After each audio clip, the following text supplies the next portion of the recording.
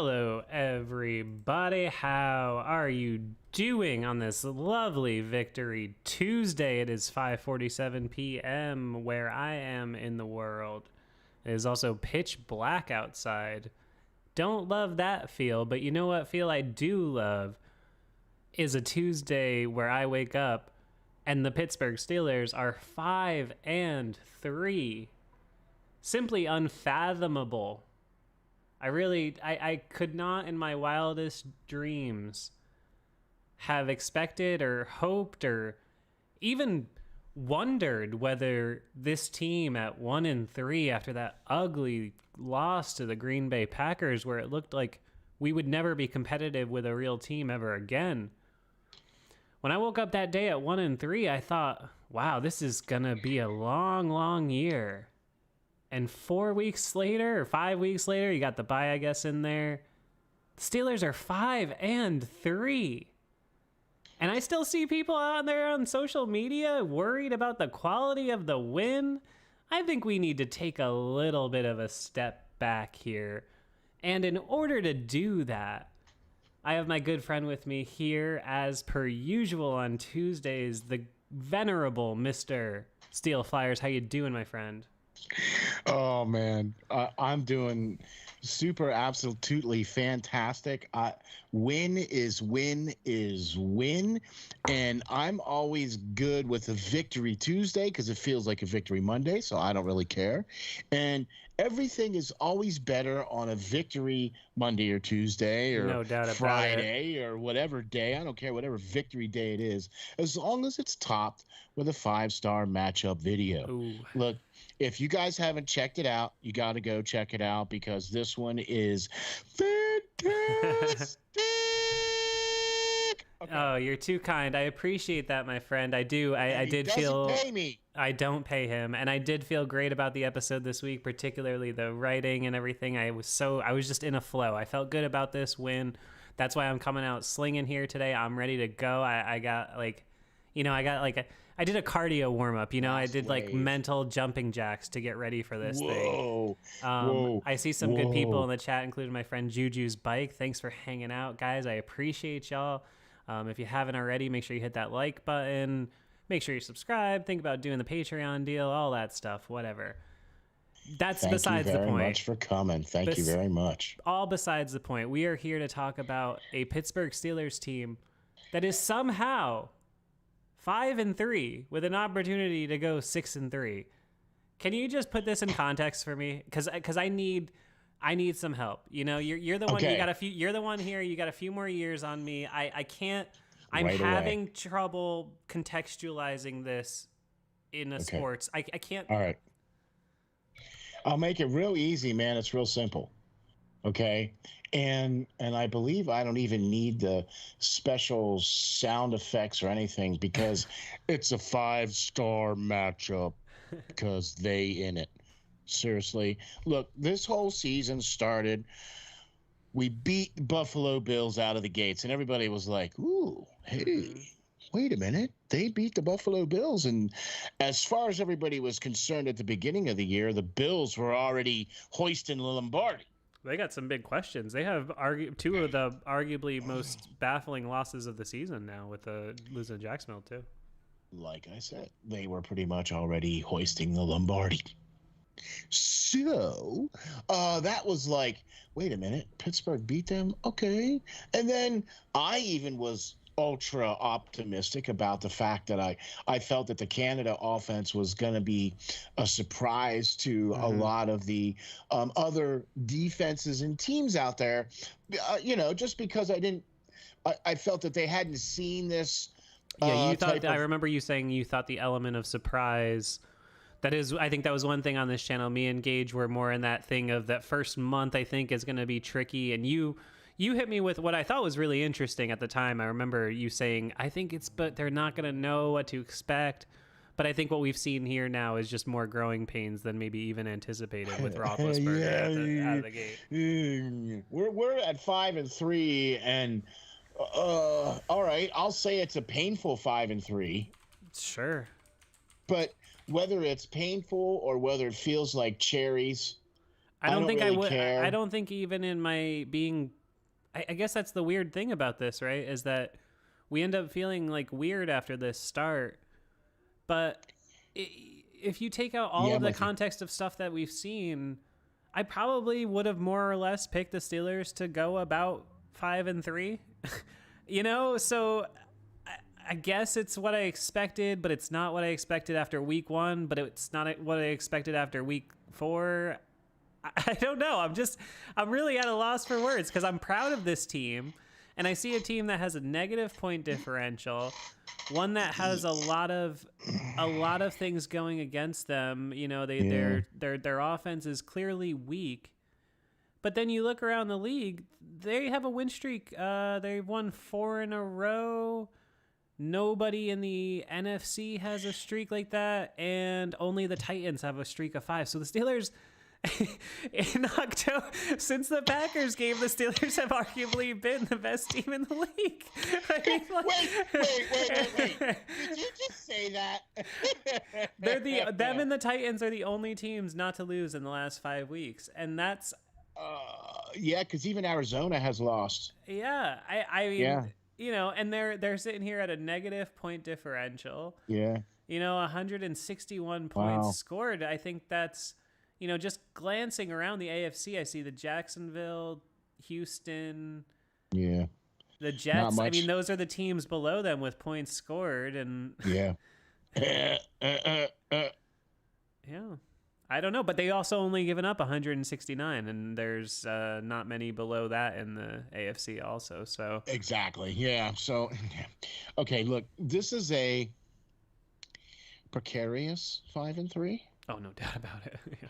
Well, can we I'll say? say, yeah. Yeah. We could agree to that. Oh, yeah, right? yeah, no doubt there. Yes. Like a stiff breeze and. This is a house of over. cards. This is a house of cards. But All you know, right, here's so- the thing though. At the beginning of the season, I didn't even think we had a deck of cards. So I mean, Well, see? just the very fact that we have a house of cards, I guess, is more than I anticipated. Agreed. Now, I was more optimistic at the beginning of the season and felt that Pittsburgh would be more along the lines of like 6-2, 7-1 Mhm. at this point in time in the season. Okay. Oh. I was not expecting them to go through that 1-3 start. Yep. Okay. And I was very optimistic after the first game because I was like, all right, cool. I'm seeing a lot more of the new wrinkles that we started to see at the end of last season as Canada started to get more and more involved and started to have more and more input last year. And then, obviously took over as the OC for this year. And when you watch the games like we do with that critical eye, and you can kind of start to see that I felt that Canada was going to try to build his type of offense around Ben, but apparently that's not the case. Whereas Ben has had to try to fit into Canada's offense instead of Canada playing to his strengths. Yep. Right.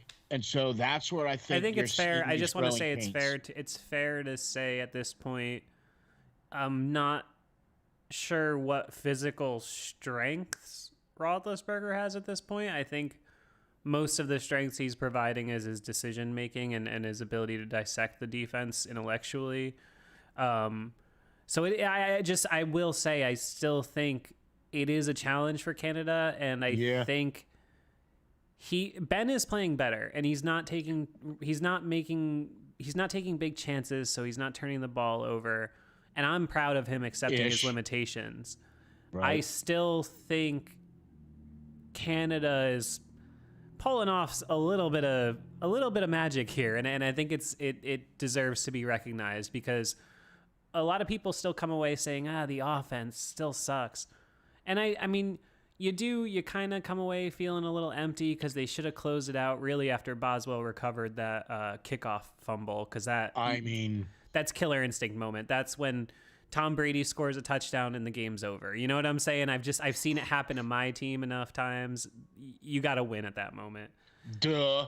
And especially against a team like Chicago, where it's a win that you can do at home Monday night. You say it, every time we see a game like this where, I'm sitting at home and you can call the script and you say, if you snowball this thing, this game was very in danger of getting away from Justin Fields, and it very much could have been like that Carolina Panthers Thursday night game we played.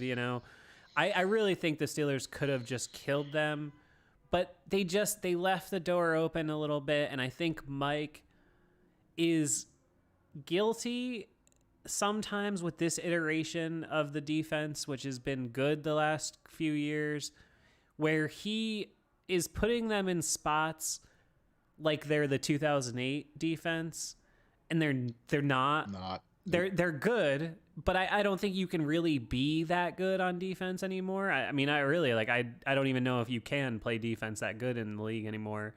So Mike is, I think, he falls victim to his own confidence and swagger in his defense sometimes, don't you think?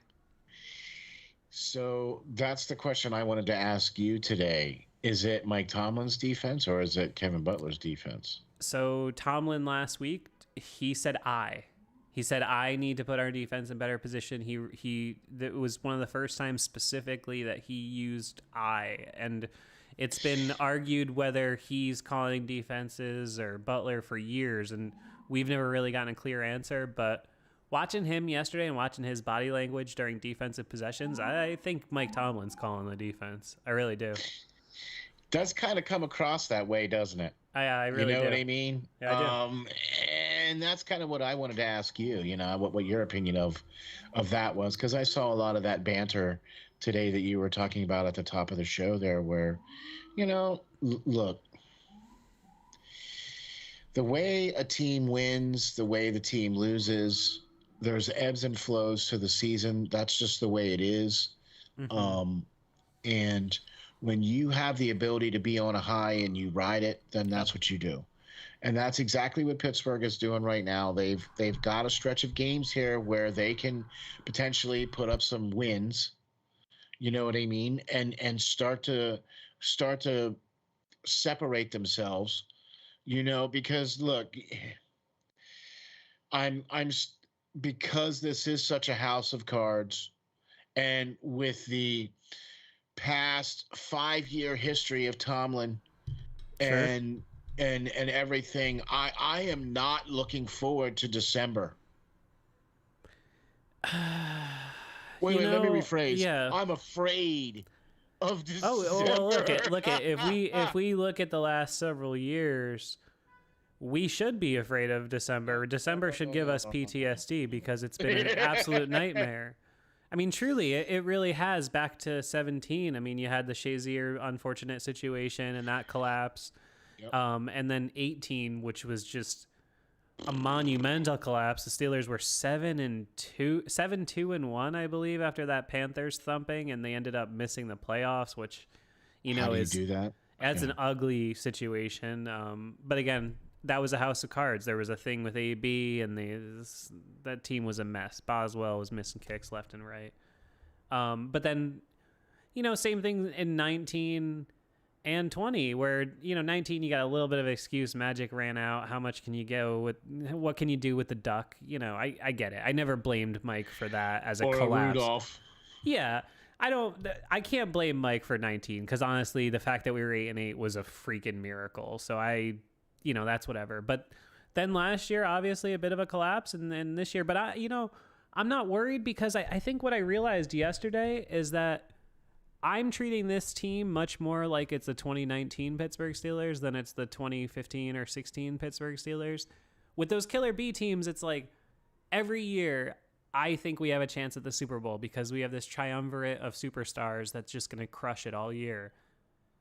Now I love the optimistic view, yeah. Now I don't see it that way. I see this more like the Duck Hodges year where I'm like, the Steelers go 9-8 and sneak into the playoffs.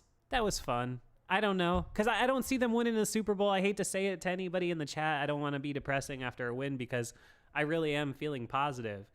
I just think I'd be shocked if this team won a Super Bowl. So therefore my expectations are just a hair lower, and I just want them to be, make trouble in the AFC. Well, that just takes the pressure right off Right, because now you don't have to sweat it now because you're like, hey, man, what? My expectations are this. You're not going to meet my expectations, then what? Hey, if I every mean, fan base in the league is gonna laugh at us and make jokes about Roethlisberger and his noodle arm and how old he is and all this stuff, then I'm just gonna say, whatever. okay, whatever. Give me my 28th ranked offense. By the way, the Steelers are 5-3. Maybe next week they're 6-3. Eat it. Like, you know what I mean? Like the Browns, Bengals, draft whatever you want. Mike Tomlin and Ben Roethlisberger are still winning games. It doesn't make any sense, but they are. That's exactly right. But now, here we go. Now we're gonna come into you know, the fact that they came into this game and played so. I mean, even you were a little bit taken aback at. Wait, did Pittsburgh just score on their opening drive? Was it like Yeah. a long, methodical drive down the field that what they should be doing, what we're expecting them to do? Look, here's the whole thing about this team. See, there's the team expectations, the fan expectations, and then our expectations. Yes, which are all different things. And at all different levels. Yes. Okay. Tremendously different levels, yeah. Clearly at different levels. Yep.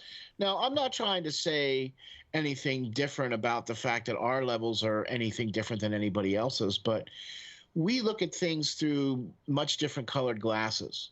Sure.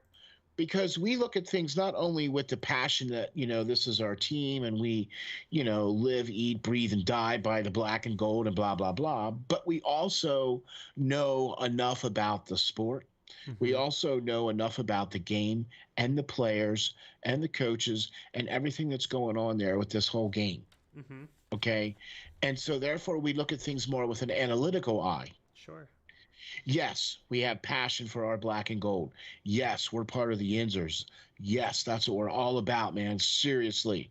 Okay. But you still have to be able to look at it with that insight of experience. You still have to be able to look at things with that insight of, hey, yeah, this team is good in these areas, but there's a lot of areas that it needs to improve on. Yeah, no, I mean, that's always part of being a fan. And I think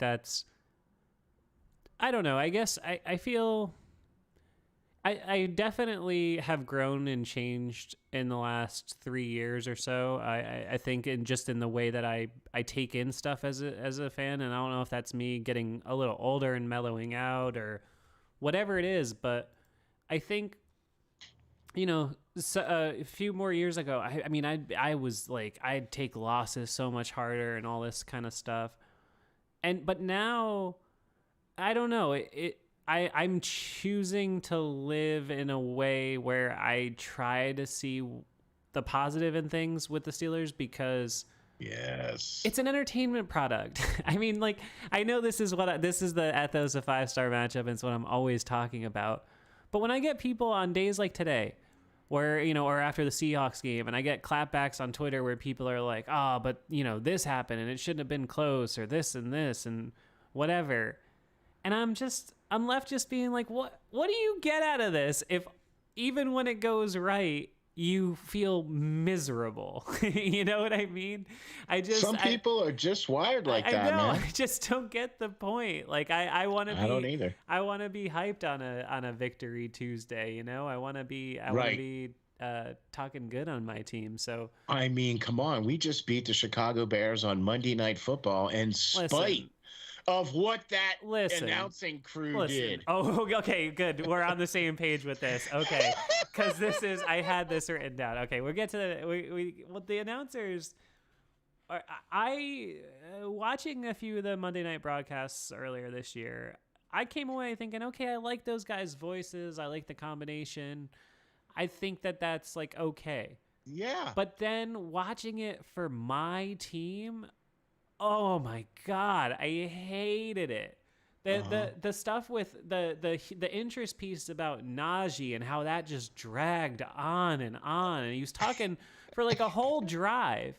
And then he said some stuff about him sleeping on the floor in college, and Najee was like, "Man, I didn't sleep on the floor. What are you talking?" You know it's bad. You know it's bad when the guy he was trying to talk up good about and everything comes out and calls him out on the fact it was like, "Hey, man, I didn't sleep on the floor, bro." I gotta continue to just say how impressed I am by Najee Harris, the human being. Man, he is just.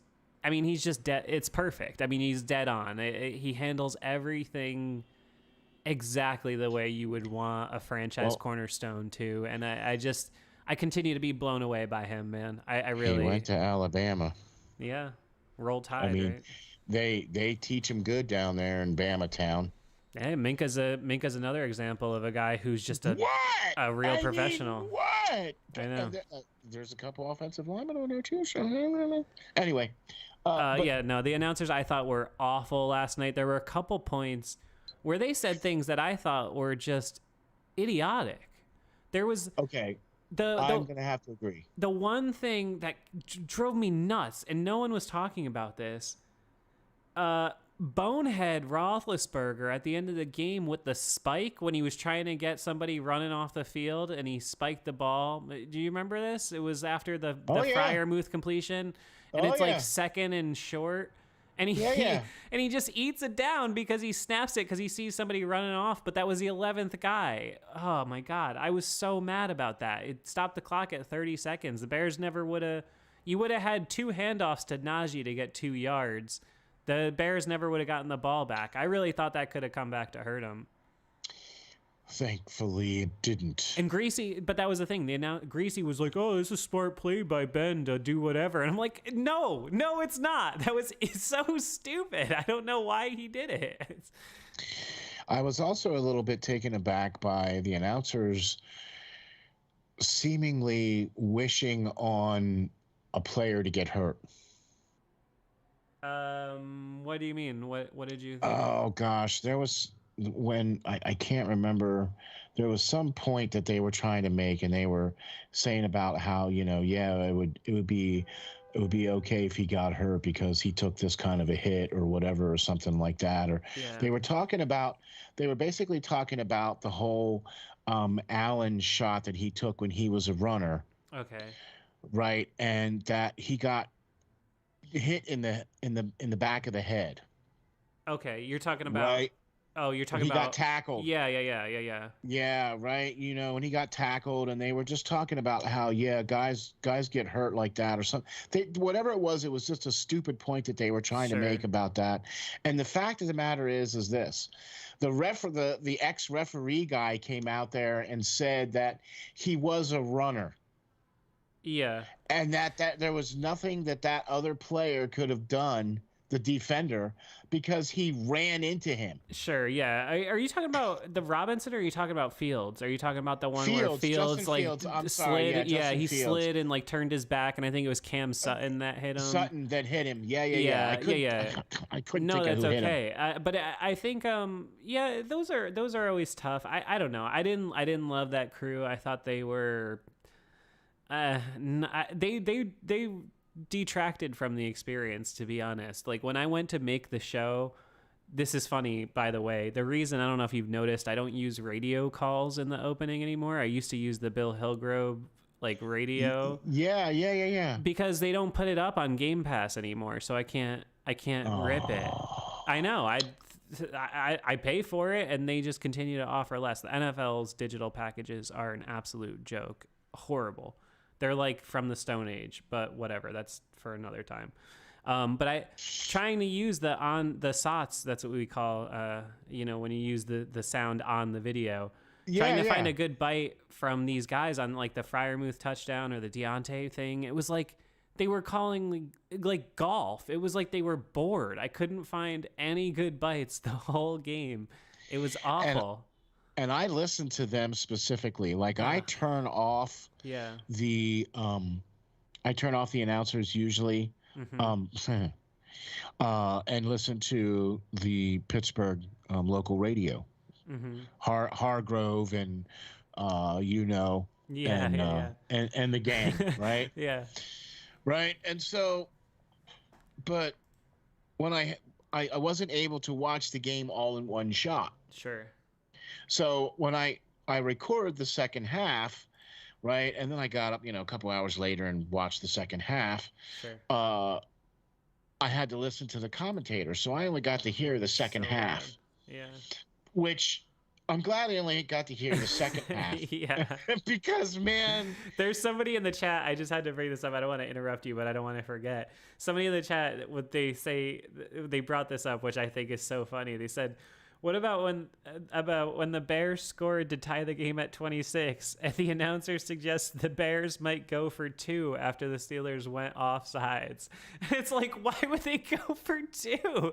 It was a tie game. The extra point puts you in the lead. There's no difference if you're up 1 or 2. You're not going to get a freaking safety. Like, I mean, why would you ever do that? It doesn't make any sense. Oh my God. I know. It was a laughable broadcast. It blows my mind that this is just me as a media observer.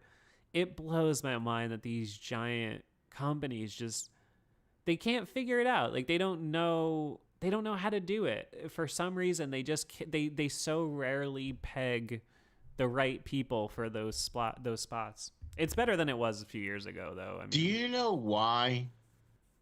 Because they got somebody thinking that they know what the world wants to see. Mm-hmm.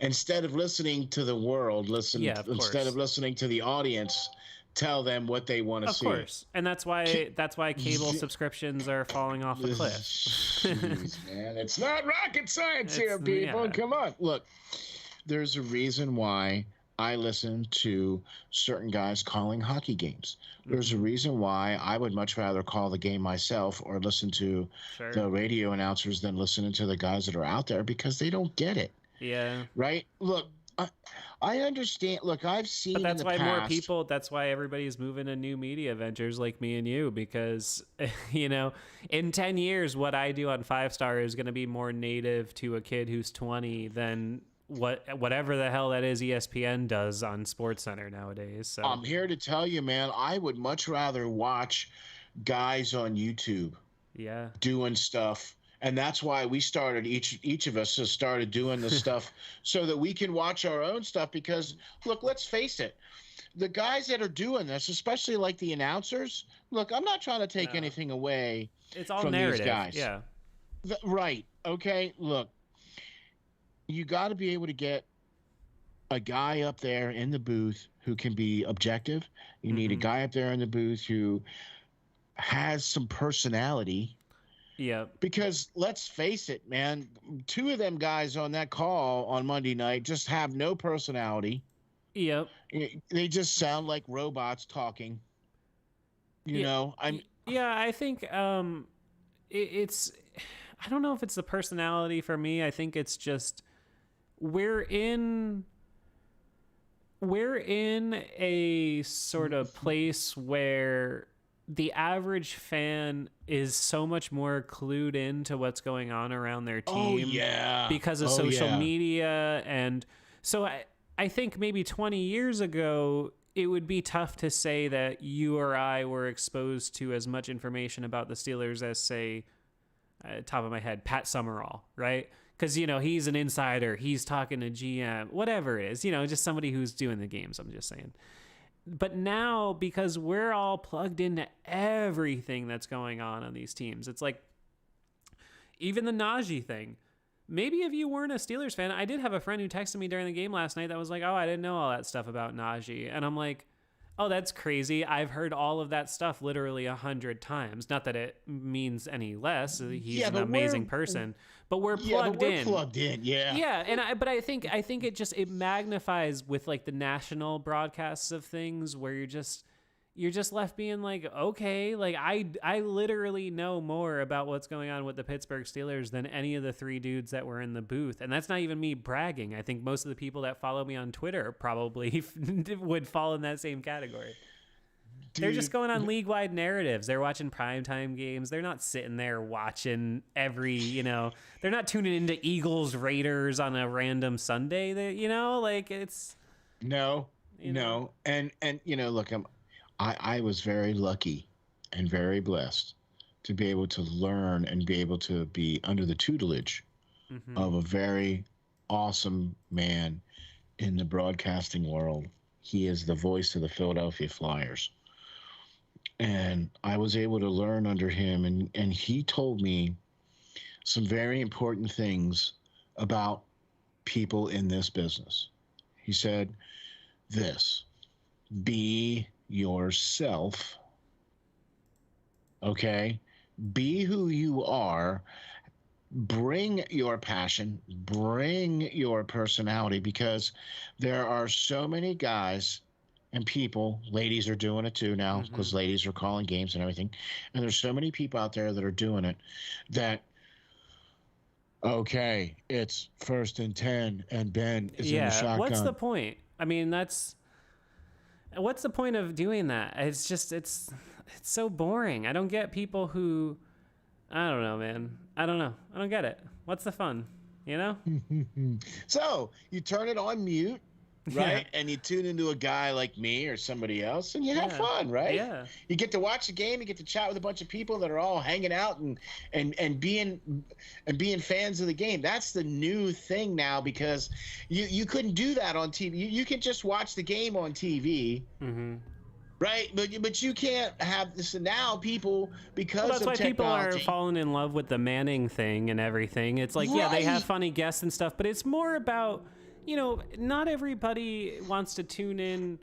Like, what was it? Last Thursday was like Jets and Colts or something. Right. And that's one of those games where, like I always tell you, if the Steelers had lost that week, no chance I'm watching that game on a Thursday night. But the Steelers are on a win streak. I'm watching every football game that's going, because it's just, you know, it's just how I am. Yeah, I mean, you know. Look.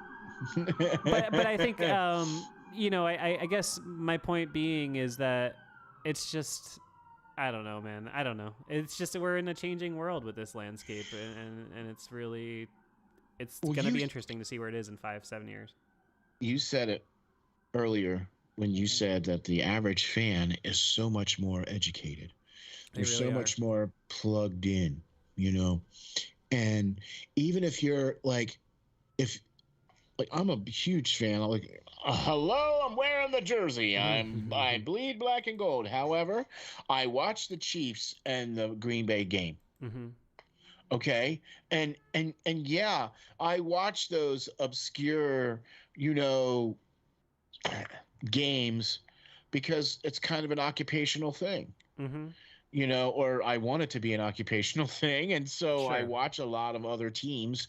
And it's also good to know the teams that, say, the Steelers are going to be facing. Yeah, you know, course. So you get pre-scouting reports on everything and all those. So plus, it's good to be plugged in. I just like watching football, man. I mean, truthfully, end of the day, that's really, I just love the sport. I mean, that's... Look, that's how it is, man. Look, I'm also a huge hockey fan. I have my own hockey team that I love and root for all the time. But I'm a hockey fan, so I cover the entire NHL. You know what I mean? So when you're that narrowed into a team, and you're that knowledgeable about that team, that makes it a huge asset. So that when you talk, when you say things, when I talk, when I say things, people listen. People pay attention to that. They take that to heart. I mean, all you have to do is look at your tweets on social media. Yeah, exactly. Right? Because people are like, whoa. Or if you don't make a tweet, people will call you up and be like, hey, man, how come you didn't mention me? Yeah. Sorry, dude. I'm, and then you have to go running back out on Twitter quick to put a tweet out, you know, to make sure that you mention them or something. Yeah. You know what I mean? Though, right? Yeah. You know, we've all been there. You know what I mean? So. No, I mean it's just how the industry is changing, and I think it's a good thing because it's given a lot of opportunities to a lot more voices that maybe didn't have that opportunity in the past. Speaking of which, if you are listening to this, you better hit that like button in this chat. You better make sure you're subscribed to 5-Star Matchup. You better make sure you know, like all the things, watch all the things. Did you see the show today? You better have watched the show today if you're here. I mean, I stayed up all night to do that for you. You know what time I went to bed this morning, Steele? Oh, let's see. 4 a.m. 7:30. Wow. Have you slept today yet? I slept from 7:30 to 10:30 a.m. Wow, a whole 3 hour nap. I can't sleep. Well, Gosh. because I can't. Well, okay, so I got to get the show done, and you make this. I was off today from my real job, and you make wait, no. Okay. See, you didn't say that at the beginning. No, hey, no false advertising. No, I'm I just take picking. the time. I take the time No, when I'm I just need picking. it.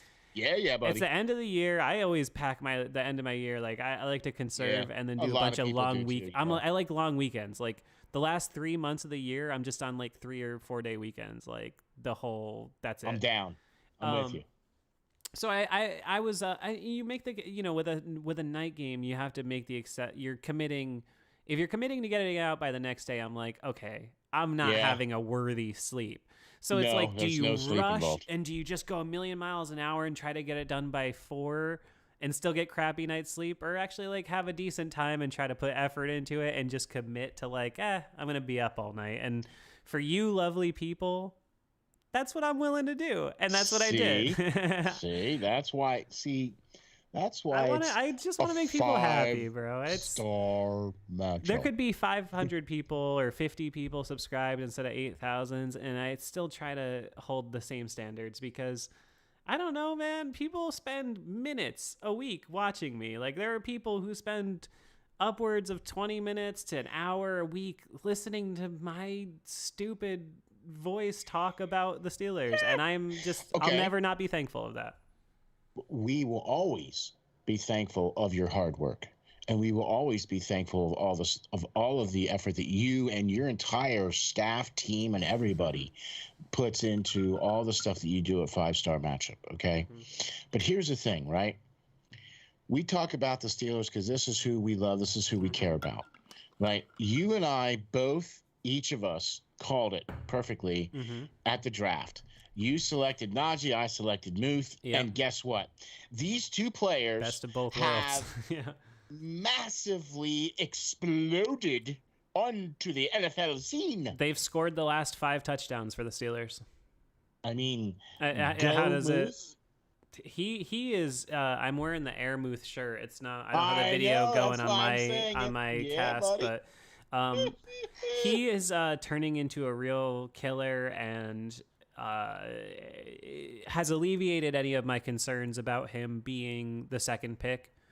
Najee is as advertised. He's starting to see the game now, and I laugh because you see analytics people and stats people being like, "Oh, first round pick, he's only getting 3.7 yards carry." Trust me, it's gonna happen, and when it does, it's gonna be exponential. I'm with you. Here's the thing. And I've touched on this, and I've said it over and over again, and I'm going to say it and continually say it because as the offensive line goes, so does the Naj. Sure. And so does the Bionic Ben. And so does everybody else for that bloody matter. Right? Yep. Okay? Well, I think it's a process, right? So it's the line, and then that, I think this is the way I see the chain of events. It's the line dictates everything. And if they play above the Mendoza line, then it goes to Roethlisberger, and that allows him, and that allows him to kind of play in his thing, and then from there the other things span out. So I think it's a checks and balances system. Yes, it is. You like that Mendoza line, huh? I love that. That's freaking awesome, man. That's so awesome. I love it. But that's exactly how this team has gone, and that's why they've been able to put together this win streak, because the offensive line has played better. I'm going to agree and say this. I think it's time for Banner. Oh, I totally agree. Yeah, I said it in the show today. Yep. If he's ready to play, Moore is just overmatched. It doesn't mean he can't be a good player. He can't be a swing tackle. But, man, he looks lost out there. And for what it's worth, I love the guy. But I'll continue to say this. I think Kendrick Green is going to end up just being a guard. And this is going to either be a year or two experiment at center. But I just... the way he's getting overpowered, I know he's a rookie, but man, there's some reps on the tape that look rough for my guy in the center there. And so those are my two observations there. But I'm with you with Banner. If he's healthy enough to be practicing, one, I don't know why he's not active. But two, he can't be worse than Moore. What we already have. Yeah. Look, I'm not saying that Moore cannot be a good offensive lineman. I'm not even saying that Kendrick Green couldn't even be a good center. Yeah. Okay. But it's very difficult to be a center in the Pittsburgh offense and jump in and be successful. It's tough. Sure. And he is not necessarily possessing all the tools right now to go to battle in that specific position. Yeah, he just doesn't have that level of strength yet at that. Nope. Sort of. He needs. He's a guy who, if anything, if anybody was ever in need of that big second year jump coming into camp, you know that time when there's always like one or two guys. It was Juju once a couple years ago, where they come up into camp and they're looking mad. The Steelers have had. And they're looking real cut, and you're like, oh, okay, like they're, this is that step for them. And I think Kendrick is definitely a prime candidate for that next year, hopefully. He's going to take some more time to cook. Exactly. See, that's just it. See, these guys coming out of college, some of them are still, thinner. And he mostly played guard. That's the thing. He didn't really play much center. Exactly. And so it's not a horrible thing to admit that, hey, maybe he's going to be a better guard. And maybe this experiment only lasted for a year. I have hope for him. Mm-hmm. Right? But I would much rather have a guy who that's his natural position. Sure. And I would also like a guy with more of a thicker frame than Kendrick Green and a taller frame. Yeah, I mean, we'll see. I think on paper, he's not that different size from Pouncey, actually. I think a lot of people have kind of said he looks smaller, but... Yeah, but I wasn't... See, Pouncey to me still is too light. Yeah, I mean, he got the job done. Got the job done. Yeah. Okay, but I still think you need to be in that closer 300-pound threshold unless you have that strength. Yeah, and we'll see. I mean, we'll see how he grows. But I think the line is, it's encouraging. I think at least the interior is starting to gel. There was one of the worst plays of the game was Trey Turner letting his man go by him completely untouched on that sack on Roethlisberger, which was huge because it lost like 9 yards. That was took us right out of field goal. Yeah, that was a brutal play. Let's talk a little bit about Ben, I think. How do you come away feeling about him? So we're looking at now, he hasn't thrown an interception since Green Bay. I believe he's got in the last 4 games. Let's rephrase that. He hasn't had one go down in the books. Well, it is what it is. At the end of the day, no one counts the almosts. If ifs and nuts were candy and butts, Ben Roethlisberger's passer rating would be sub 80, but it's not. So it is what it is. But we're talking. That was great. I love it. And we're talking about a guy, though. I mean, clearly there's an upward trajectory. Look, all you got to do is look at the quarterback rating. First few weeks.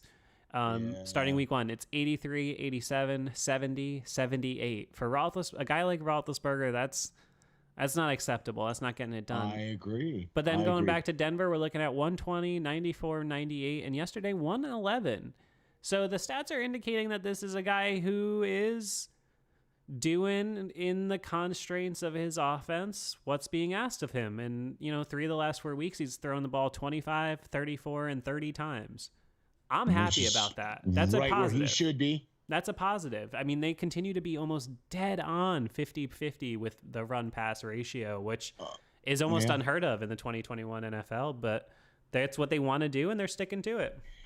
Let's also not forget, too, that Ben played a little bit hurt there for that couple of stretches of games there where he had that, either it was a hip, groin, leg or something where he even came out and said it in an interview that he did Yeah, I never know how much stock to put into whatever Ben says about an injury, though. You just never. Well, no, but He's such an unreliable narrator. I never. Okay, I get you. But what he was saying is this: is that he felt that he was overcompensating for the fact that his injury was limiting him from being able to completely open up and plant to throw the ball. Sure. So he was overcompensating by just using all arm and upper body. Sure.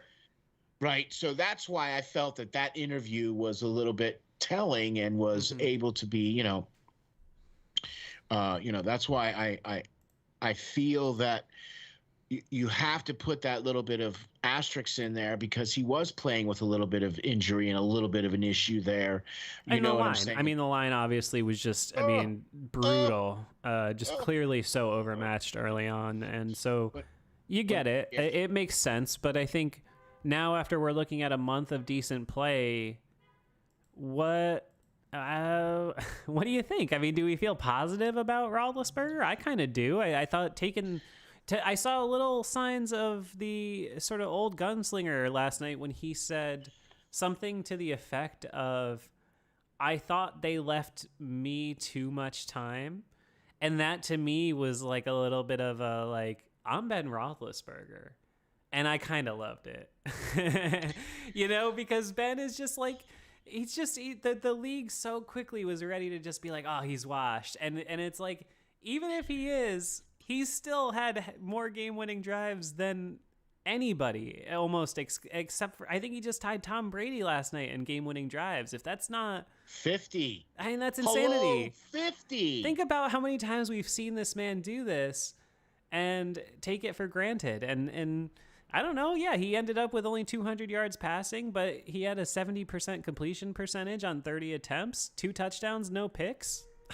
I don't know. Am I supposed to feel bad about winning a game like that? Look, it has been utterly analytically proven that when Ben throws the ball between 25 and 35 times and the running back touches the ball anywhere from 20 to 30 times a game, the Steelers are, for the most part, successful. Yeah, they're going to win those games more often than not. What? It is not rocket science. Look, ever since the very first year that Ben came in, Bill Cowher drafted Ben, okay? And Ben fit perfectly into Cowher's system. Because all he needed to do was manage the game, throw the ball 25, 30 times a game, right? About, 5 or 6 chances to chuck it deep, okay, and connect. And that's all he needed the quarterback to do, right? But they weren't expecting a scramble around, to come make in. a little bit of off-time plays. Yeah, right? So now... I thought, can I just make a quick comparison? I thought Justin Fields last night, a little bit more mobility, but I thought he looked a little like early Roethlisberger, didn't you? The guy had a few opportunities to huck it deep, and he took his shots. And I just, not to get off of Ben, but I want to say I thought the rookie played really well last night. I give him credit. He was making some real nice throws. I think Justin Fields is being thrown to the wolves. Oh, totally. Totally. Okay, and so he's just way and above his head. But for a kid that's in way above his head, I think he played really, really well. Yeah, no, that's on the coach more than him. Right, and you have to give him a lot of credit for, they've had injury issues as well, too, that kind of forced their hand. But what's kind of really interesting now is that he's still kind of their best shot at winning. So, all right, what are you going to lose at this point, Yeah. But to get back to Ben, though, I think that now – he's in the league now for how many years? He's 39 years old, and he's on his 20th offensive coordinator and his 200th system now since he's been in the league. And I just don't think that this system fits Ben. And I think it's a square peg into a round hole. But I think what they're doing is they put that square peg on a lathe, and they're trying to Yeah. smooth it out. Yeah. I think that's a really good point there.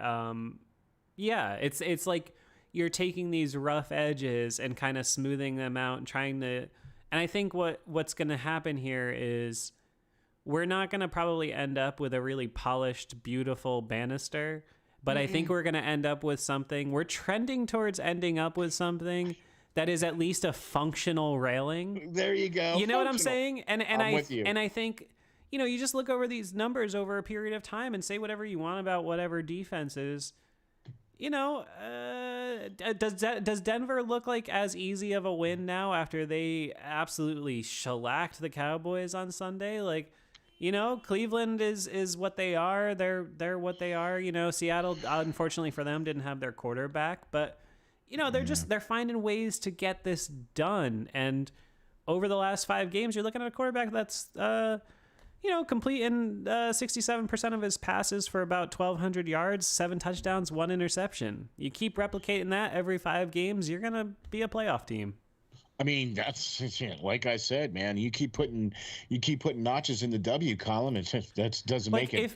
If Ben ends up with a year this year that's like 4,000 yards passing and say like 24 touchdowns, but a nice low like 8 interceptions, I think that's about as good as you could have expected coming into the year, don't you? I mean, you would have liked a few more scores, but as long as it's clean and efficient, I think you're going to be in an okay position. Yeah, I'll take that all day. My quarterback chucking 25 touchdowns and what a third of only interceptions. What? Yeah. I would kill for that. Look, you're not going to see Ben being up there throwing 50 touchdown passes a game. That's just not how he is. That's just not how this offense is. And there's not that type of offense is not what's being run in Pittsburgh. No, it's not. They're not capable of doing it at a high level, even if they wanted to. They don't know what anything past 7 yards is. I am okay. Mm-hmm. Look, this is what I was trying to get to earlier by saying that I believe that Roethlisberger is kind of limiting, and you said it too. You pointed out many times too, but if Canada could just use more of Ben's strengths instead of trying to force Ben into trying to be into his system, I think he'll be a little bit more successful. Okay, and we can eliminate some of these crazy, stupid plays where all you do is everybody on the planet knows where you're going, knows what you're doing, and you still do it anyway. And what happens? Najee gets stood up, and it goes for a loss. But you know what I think is interesting, though, and I guess this speaks to Canada's growth in season, right? And this is what me and you have been talking back now, going almost to July, practically, that counterpunch theme, right? Exactly. And I think I could see how you could say that, but then you look at these last 2 games. And these games were both closed out with the offense. I mean, I know. If you could you could technically say that the defense closed this game out because Fields had 26 seconds or whatever. But to me, that's the offense closing out the game. They got it done. They picked him up and put him down, and they got in position and kicked a field goal. And that to me is the offense. The Deontay play is to me the game-winning play, just like it was last week. And what I want to say about that is they're basically the same play. I mean, this is, you know, Deontay Johnson, your best route runner, and you get him matched up in a one-on-one with off coverage, and you hit him on a slant where he goes and he's wide open, and it's the exact same play as last week. So, is that? I mean, I guess that's the thing. That's where I sit here saying, okay, yeah, I could see where we can have some frustrations with the offense, and Canada needs to change this, needs to change that.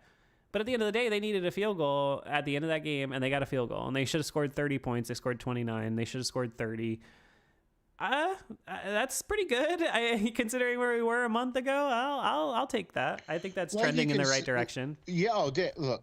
And that's only on 200 yards passing and not even really being that successful on the ground. It's not, you know. Right. Yeah, listen. There was only 62 yards on the ground from Najee. Yeah. And they got a couple. They did get like 30 or 40 on reverses, but that's part of their there offense. was other players. There were other players that got runs too. You know what I mean? All day they were over 100 yards, but Najee had 22 carries for 62 yards. Yeah. Right now he had a lot of receptions, and he's one of the league leaders in running back receptions for rookies and all that, and I love it, and it's great. Okay, and all that, but there were a couple of things that kind of was a little bit interesting that I was a little bit taken aback by. The number of plays that Najee sat out during the game, I was like, what is he doing on the sideline? Your best offensive weapon is sitting on the sideline, jawing with somebody sitting there with the Surface Book. Well, here's the thing, though. He ain't hurt. Get out there. I know, but the guy's played a ton of snaps, and he's a running back. He takes a lot of contact. I think you're gonna see, for better or worse, I think Tomlin's gonna have to figure out how to manage you're gonna see them have to manage to get some snaps out of other running backs. I mean, even Tennessee before Derrick Henry went out, they gotta find ways for other people to get touches.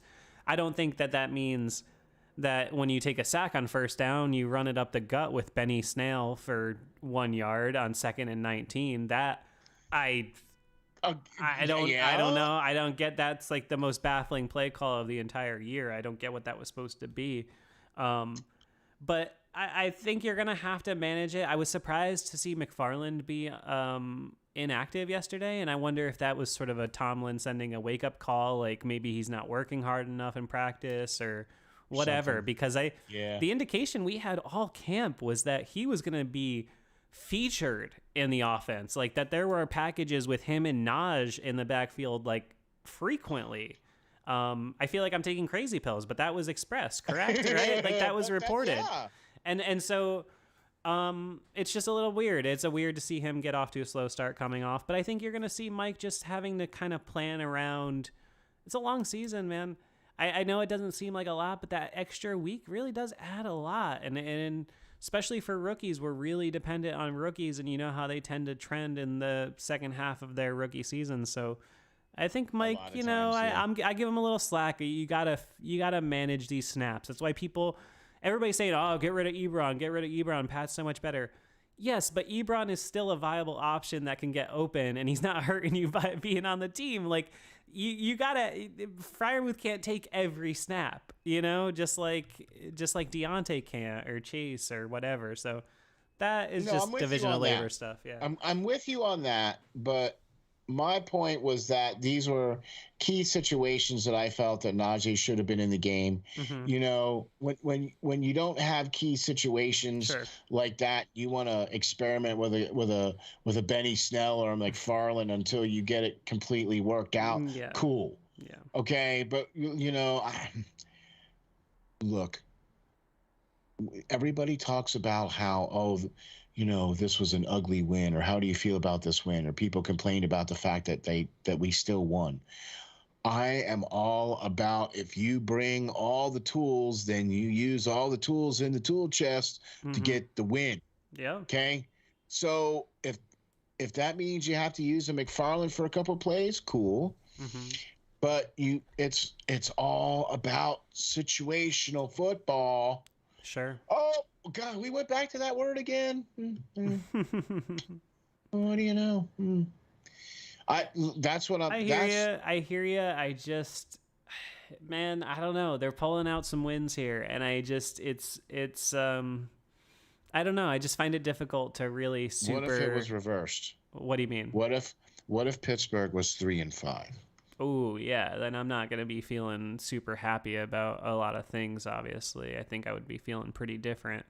Would you be calling for changes? I'm just asking. Yeah, I don't think so, because I think of the same thing that I said earlier. I think once we hit 1-3, we've seen this. We've documented this since the start of the season. We've seen it with like even just my analytics on YouTube, right? Where that first week, it's like nobody expected that. Even most of Right? even the most optimistic fans, like most people expected that to be a loss. Buffalo's one of the best teams in the league. It is what it is. Every single talking head. Yeah, I mean, every one of them. it is what it is. If you said you expected it, then you're probably lying. But whatever.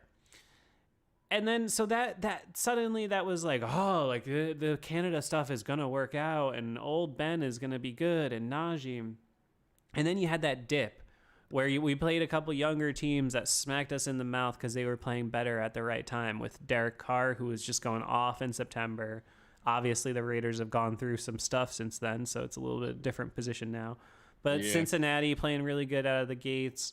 Yeah, even Cleveland. Even Cleveland playing well. You know, and the Packers, obviously, with Rodgers and so on and so forth. So you end up being in that 1-3 where you're like, okay, this team is left for dead now. And suddenly it feels, I mean, I remember that week after that Packers game where it just felt, I mean, just so depressing. I was like, we're going to slog through this whole season and it's just going to be just brutal, you know? Like, and so to be able to kind of turn that around and what that says sort of foundationally, I think, about the leadership, you know, definitely the calmness and the maturity.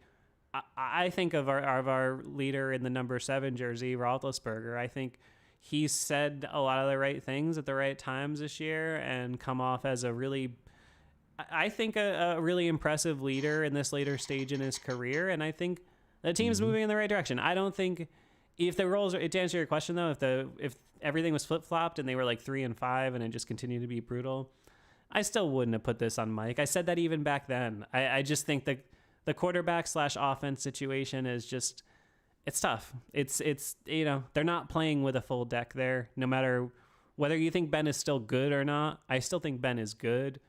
It's abundantly clear that he's not Ben of the Ben that we know and love. He is a limited version of that. Doesn't mean he can't be effective though. Okay. So this is going to probably be the last year of accepting that limited effectiveness. Maybe. It has to be. Maybe. Okay, but never say never with an old gunslinger. Right, and you would expect that too, but then Sean Connery came back to do another James Bond. Exactly. Okay. No, I mean, if Ben stays healthy, I mean, I've thought of this. If Ben were to stay healthy and he continues to trend upward, and which he is, yeah, he is, and I think the arm to me looks fine. I don't know. I haven't thought Ben was really an elite deep ball thrower for like close to a decade anyway, to be honest. I mean, he was starting to be off with a deep ball around 2016, so I'm not like brokenhearted. I thought he still, the Washington one, he took some flack. I heard from some people saying he just underthrew it and he couldn't get it there. I thought he underthrew it on purpose so that Washington could come back off the safeties, and it worked out. I mean, and he threw it. He was scrambling. Exactly. And he was scrambling and he had pressure right on him and he hucked it 55 yards in the air. I mean, it's not like it's not like he charged up with his whole body and it went 35 yards or something. It still went 55 yards in the air. Let's not, you know, just because Josh Allen and Patrick Mahomes are freaks of nature, let's not act like there haven't been quarterbacks, the Drew Breeses, Peyton Mannings of the worlds, never got, they didn't throw the ball like Josh Allen does from a velocity standpoint. You don't have to. As long as you can get it there and know where to put it, you don't need the laser. See, that's just it. It's ball placement. And as Ben has gotten older, his ball placement has gotten much worse. Yeah, he's just inconsistent. Yeah. Okay, so that's my only issue with Ben. Okay, sometimes I feel that his coaches put him in a bad situation and he pretty much does the best he can with what he has at times. Yeah. Okay. And so that's just kind of how it is. It's tough. It's just tough because he's such an intuitive athlete and he's always been that way. He's a guy who goes off a feel, you know, I've compared him a lot to a basketball player. And when I see him, I just see that guy at the Y that, you know, the kids are like, oh, I want to play a pickup game against this jabroni, whatever guy who's shooting around in the white sneakers, the white shoes, you know. And then he just takes them to school, and he's just putting up hook shots and Yeah. And I see Roethlisberger that way because he's just a competitive, intuitive athlete. And so I think I would say that even though he is inconsistent and whatever this 18th year version of him is, whatever that is, I still think that the guy is in there to get hot and have a streak at a time that matters. And I think if these other things build up in unison around him as the season goes on and they can just kind of stay above water, if they can just win a few of these games and go 10-7, sneak into the playoffs, I'm not saying he will be playing good at the right time, but if you get there, you have a chance he could be playing good at the right time. And that's, to me, all I can ask for. All you can ask for. Because, look, that's why I don't care how ugly, pretty, or whatever. As long as there's one in the W column, I don't really give a That's all that hoot. matters. Okay? Because you in order to get to the dance... I mean, honestly, how many times have we seen that exact same game from Ben in his prime? And he needed magic to go to Antonio... we've had games like that against the Dolphins, against the Bills. These are just off the top of my head. I mean, we've seen that game a million times, even in his prime. It is what it is. Actually, we've seen it 50 now. Yeah, exactly. Exactly. Right? So, look, here's the whole thing, okay? Ben has never been as respected as, say, Aaron Rodgers or Brett Favre or Peyton Manning or Tom Brady since he was drafted. Mm-hmm. He has never been put in that same breath. He's never been put in that same light. Okay?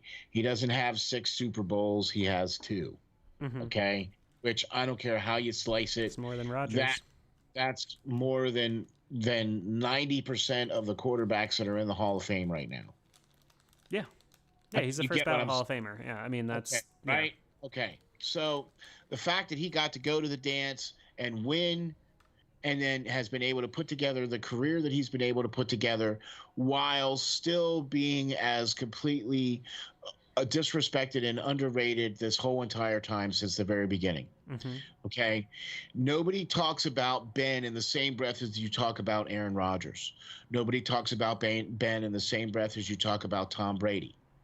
Mm-hmm. Or Peyton Manning. Yeah, he's always been considered by the consensus to be a half notch below those people, even though I've never bought that. More. Yeah, I've never believed that. I've always thought that was ridiculous. Okay.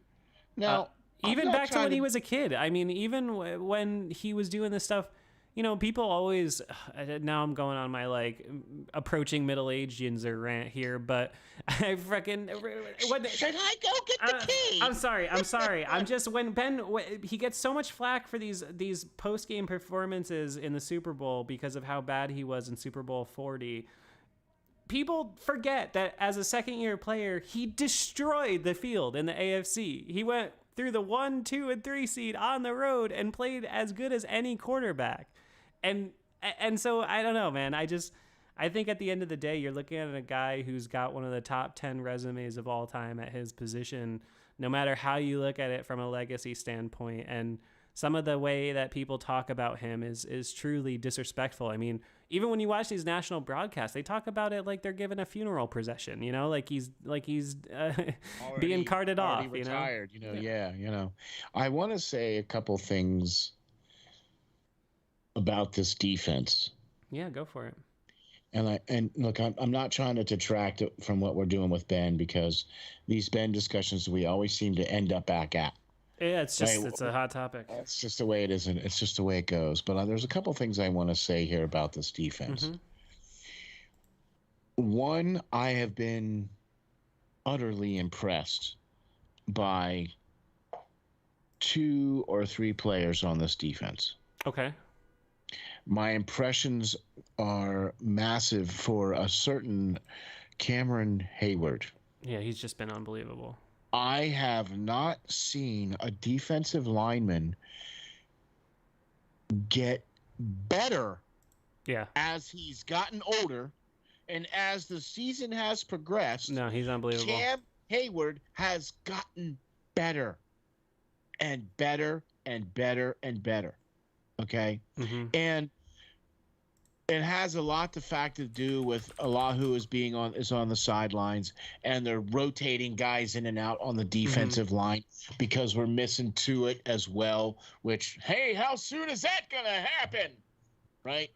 We're missing him big time. But you're seeing this guy come to the fore, and holy smokes, has Cameron Hayward just answered the bell?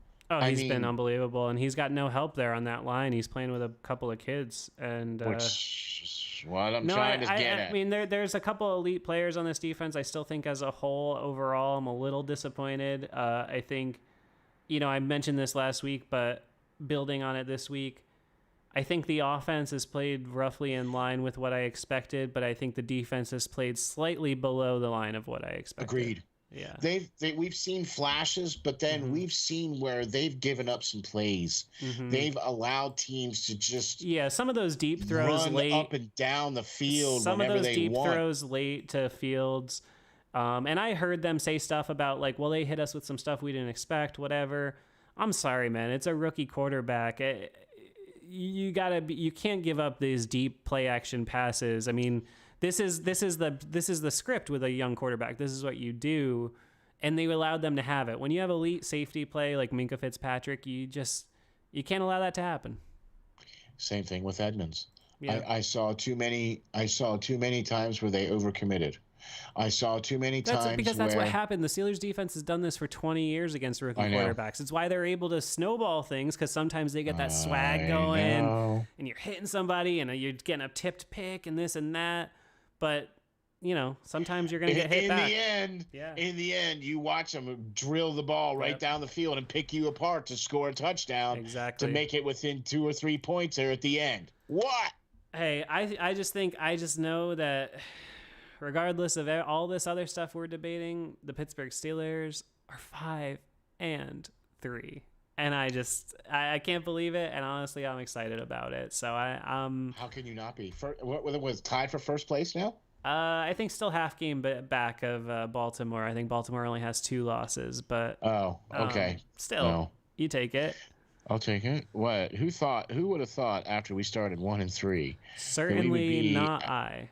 Not me either. Right. We were ready to just, break out the hammer and nails and the pine box and just be like, just like you said, man, oh gosh, we're going to slog through this freaking season.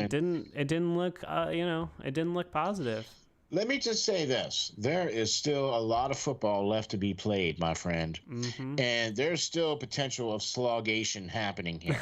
Yes, I just made up a word, slogation. Oh gosh. I feel like saying triple yoy or something. It's allowed. It's allowed? Yeah, it passes muster. I like triple yoy. There you go. Here's the thing. There's a lot of football left, and this team still doesn't have – they're building their identity. They have not reached it yet. I think we have not seen the ceiling on Ben this year. And I also feel that we haven't seen the ceiling on a few other players on the offense. I think that's fair, yeah. Right. I also feel that, okay, stop trying to put linebackers on wide receivers, Mr. Butler, Mr. Tomlin. I know. I don't get how that just continues to happen. Doing it, please. Excuse me, please. Can you just stop doing it? I know. It just keeps happening. It's been a bugaboo now for like 5 years, and it never changes. I don't know. How many times has it burned us? Oh, constantly. How many? Yeah. No, this game reminded me almost the exact same script of that awful 2018 Chargers game, which I went to in Hines. That was the last game I went to with my uncle before he died, and that's probably a good part of the reason. It was an awful, and he even had Boz missed an extra point in that one that would have made it. It would have made it 17 instead of 16, and the way the Chargers came back in that one was 2 touchdowns and 2 extra points, or 2. I'm here to 2 tell points. you. And they also were off. They also were false starting all day and not getting called for it, including on a 50-yard touchdown bomb. Okay, so I'm glad I wasn't the only one that saw no, it's ridiculous. 75. No, it's ridiculous. I counted 5 times. They don't. No, it's constant in the NFL now. They don't even bother calling it. I heard Arthur Moats today be like, "Yeah, that's been going on for 5 years now, and they don't call it anymore." He was already up and one step back before the rest of the line, but yet they don't call it. Every single twitch. They don't call it on our team. And there's a flag. False no, they start. don't. They don't call that false start on the tackles. I feel like I go crazy watching this with my with just with your regular eyes. I'm sitting here watching this, and I'm like, tackles are false starting constantly. I mean, even on the Steelers, on whatever team you watch any game, I'm watching this and I'm like, what is happening here? That the tackles have just realized you can leave a half second early and that's okay. I mean, I don't know. I don't get, for all this, we talk about the point of emphasis with this taunting and all this.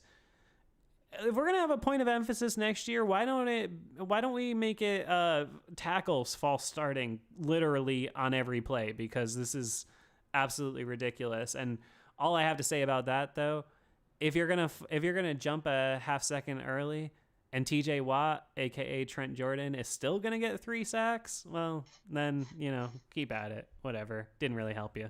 Okay, but then here's the other thing, though, too. Okay, if you're not gonna call the holding penalty, then sure, because they're taking our guy out or they're taking the guys out. Yeah. Then you see what I mean? So one thing leads to another thing, and they mentioned it earlier in the chat too. Mm-hmm. The refs are deciding the games. They are. Yeah, they are. I did not tune in to watch black and gold and Bears to watch black and white striped jerseys decide a game. I'll be as honest as anyone. I thought the one on Cassius Marsh was kind of bogus, to be honest. That was dumb. That was so dumb. The guy, I don't know. Should that be a game-changing penalty? If I was a Bears fan, I would not be happy about that. I thought he got hit with the penalty because he ran into the ref. Yeah, but the ref, that was weird, man. I'm not like somebody who is ever getting into this whole debate about referees. But that video, it does look like the ref steps into him. Am I wrong? I don't know. I mean, I saw some people I really respected being like, what are you, nuts? Like, he's not, blah, blah, blah. I don't know, man. It really looked like the ref tried to step into him. I don't know if he tried to step into it, but I thought that's why he was getting the penalty, because I thought he hit the ref. I thought... I don't know. It gives credence to it's like a moon landing conspiracy tidbit or something. Because it is. Go watch that video when we get off here. No, man, they landed on the freaking moon, bro. I know. But they faked the video. That's the difference. They actually did. That's what happened. They did. That's actually no. Anyway, but you watch that video though. It did look to me like the ref tried to bump him, and I just don't really get. I'll have to go back and check. I thought it was weird. And I don't know what the deal was there. I don't know. I don't trust referees in any sport anyway. It's too easy to manipulate a game when you can just, there's a reason, as I say every single week, there's a reason these leagues haven't replaced these things with lasers and computers, even though that would give you an empirically more accurate result. Because they want the human element. It's part of sports. It's part of sports. I mean, look at baseball. You have no excuse for not a robot strike zone in baseball. There's no reason. The broadcast does it in real time. And the only reason you do it is because we've had umpires for 150 years, and You got a ball that's way up here, and the guy's calling out a strike. Hey, buddy. I mean, that's one example though, where it's like there's really no reason that you're still calling the strike zone. But I don't know. I don't want to get too far on the refs. There's been a lot of talk about that. I think we got to get wrapping up on this edition of 5-Star Radio. You got it, bro. But I'm just gonna let you. Any final thoughts you want to give on the Steelers? Whatever you want to say. Okay. In spite of what everybody thinks or whatever the case is, the Steelers did win this game. They did. Last time I checked. Yeah, that counts as a W. They did. And you know what? Okay. Without a fluke punt fumble, It's never even a game. We're not even having a discussion about the fact that, There whatever, were 6 whatever. minutes to go. The Steelers were up by 10 and getting the ball. Exactly. Game was over. Pretty much. Look, when you start hearing the symphonic music playing in 5-star matchups videos, the game's over, right? Yes. Yes. Right when Deontay made that slant pass and Yes. you started hearing the symphonic music, Yes. I was like, oh, there you go. Yes. Okay. Here's what I want to say though about this 5-3 team. Sure. Heading into the Lions next week. Lions coming into Pittsburgh. Oh my. Man, I'm here to tell you guys, look, this is a stretch of games where we looked at a couple weeks ago and said, here's an opportunity for the Steelers to potentially make some moves and do some things here and potentially get above the chains, get ahead of the chains instead of playing from behind the chains. Yep. Let's get ahead of the chains. Okay. And they've done that. Yep. Let's be 6, 7, and 3 instead of 5 and 5 or 5 and 4 or 6 and 4. I would like to see after these next couple of games here, Pittsburgh to still maintain a winning record. Yep. Okay.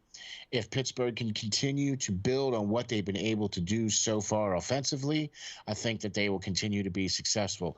If you keep Roethlisberger within 35 passes and you keep feeding Najee the rock. And block for the frickin' man. That's the question.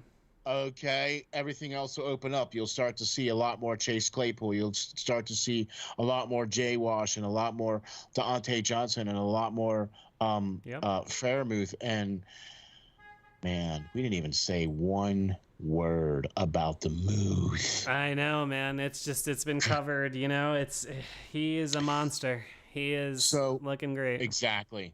I'm really excited about this team. I don't care what anybody says. I'm excited about being 5-3. I don't care how ugly it looks. I'm still excited about a W. I'm excited about coming into next week and the next team that's going to come in here and play and the next chance that they have to suit up and go out there and play. Thank you very much for checking me out. I am Steel Flyers. You can catch me on the web at www.steelflyers.com. You can check me out on Twitter at SteelFlyers52. And be looking out for some swag coming soon, man. I got the email from the guy saying that the shirts will be ready here in the next couple of days. So we love to hear it. Yeah, buddy. Thank you, 5-star, for putting up with me, for allowing me this platform to join me. Anytime, my friend. Yeah, man. Thank you very much, brother. And my closing thought here is much the same as where I was in the middle part of last season, which is just try to enjoy this thing for what it's worth, man. Who knows how many games we got left watching number 7 sling the rock, and it's not always pretty, but a dub is a dub, and I never take that for granted. I mean, this team once again was 1-3, left for dead. They're now 5-3. If that's not giving you a little cause to be a little excited and maybe wear some black and gold on instead of just Sunday, Monday, maybe wear it on Tuesday, Thursday, and Friday. Let's support the squad a little bit, okay? We got 2 months of football left here. Who knows how much longer we got with Roethlisberger? Let's go. Let's go down swinging, man.